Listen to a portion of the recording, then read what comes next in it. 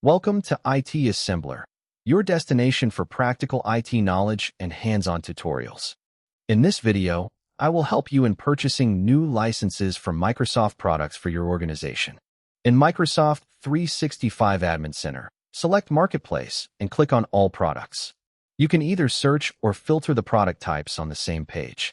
I will just show you how we can purchase a license, just selecting any one of the licenses, just for your understanding. Same way you can select the product which you like to purchase.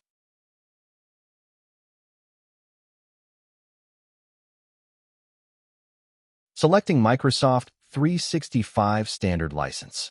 Click on Details. Once the page is loaded, you can select Alon. Use the trial license, which will give 25 licenses. Most of the licenses Microsoft give the trial